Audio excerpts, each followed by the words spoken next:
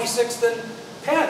I work in the neighborhood. Maybe it wouldn't hurt if we brought some people in that could get involved. We need to get down to making amendments or we're never going to get through this. We can get them to show up. We're halfway there. I propose, currently I have, the only thing I have is the desire to have conferred upon eliminated and to live or work or own property. I would also propose that the work that we craft a language that talks about verification of work in the neighborhood. Because I believe in the nominations. You want to define what working in a neighborhood is? Well, I think that's a good idea. I think there's something that says that if I work for CVS and they're in our neighborhood, CVS verifies I work for them. Well, not only that, but I also seem to recall there being some requirement that CVS can have one of their employees represent their interests, but not everybody who works there. And one other thing I'd like to propose is that I don't have a specific problem with the language about 317. I have a problem with where it appears. And really that should be attached only to the residency issue because that's what it references. It doesn't reference anything about who works there or owns property. Well, maybe we should attach, as an amendment, we should attach State Statute 317 to our bylaws. That's all we did. Well, but nevertheless. So I heard the request to shift the state statute location reference to the residency issue, which is what it really speaks to. I totally agree with Bob. Doesn't really speak to the other parts of this. Does somebody have language to define how one would verify that one works within our boundaries? I think it should read something like,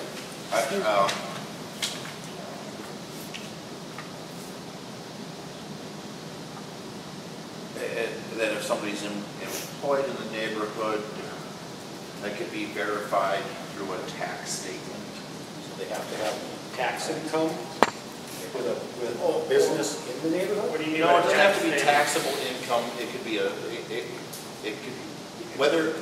How about a taxable loss? See how tricky See how tricky this gets? Let me I read you. But even if you have no income, you're still required to file, and it would list the business.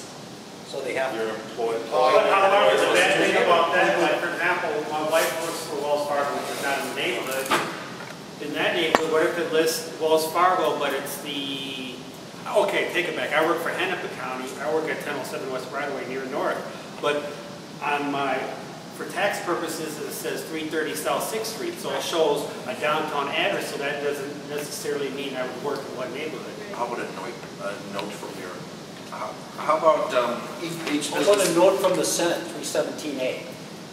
I would posit that I'm not afraid of anybody that wishes to be a member of JACC, because we need, for the one incredible Jesse James that would become a member, maybe we'll have 30 participants who are bringing something to JACC. I would. What are we afraid of? You could write someone that lives in Hopkins and writes bad checks. Here's what I would Quite frankly, we're talking about Jesse or you could just write every business. We need to move on. So here's amendment, please. Amendment from the floor so we can move on. Here's my proposal, that we will check bylaws of other community neighborhoods to see how they reference the people who work inside but don't live inside. And so we need an amendment, though, that basically says this is what we want other than. yeah.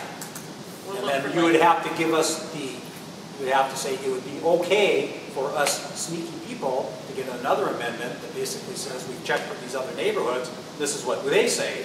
So we'd have we'd have this plus your amendment and your amendment plus our other amendment that says after investigation, this is what we found. So there would be literally four. We'd have what we got, your amendment, unless you're going to join with Dave on one with the wording plus another one. I would have no problem combining my recommendations with Bob. Okay, so we need that words because this has to be posted to the community 30 days prior to, or the whole thing is off. So we need to get through this. Okay, let's, maybe if we go back. Or we push it back, God knows how long. Right. To get it all done. Push. I don't know, there's some wording. Lives or owns property or works, lives or owns or is employed by a business in Jordan, verified by a current within 30 days paycheck or employer-generated letter.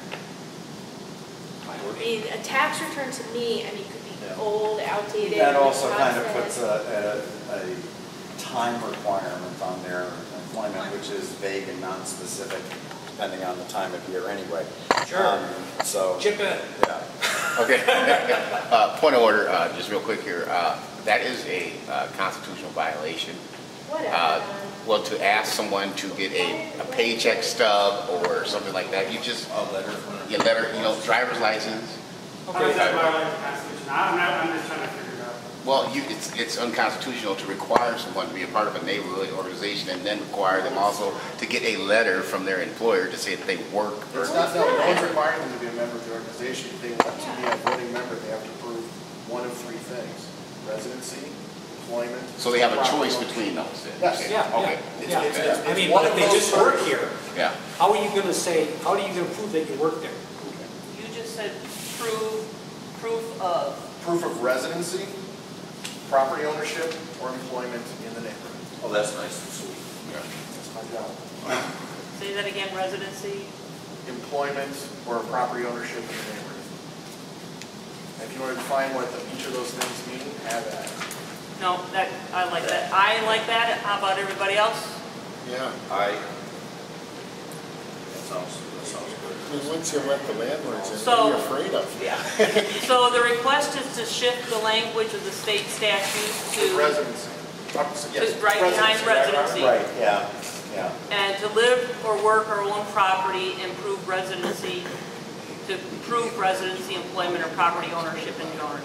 So So you can put residency last, and then you put the state statute right after. Would that So- work? Yeah, that'll work. So basically, it's proof of Employment, property ownership, or residency as defined by Minnesota state statute. Blah, blah, blah, blah. Is that what that? I think I have it. Well, no, It's but I mean, y'all. in terms of what the statute says. When we did this in the cold of winter, so they've been sitting a long time. Why we did things then, we had our reasoning, and there were a lot of hours, so. But, hey, So, it's the an open amendment- forum, put in what you want. The amendment is proof of residency, employment, or property ownership, and we have to fit that in with a decent sentence. Membership will be Membership exists for. this for,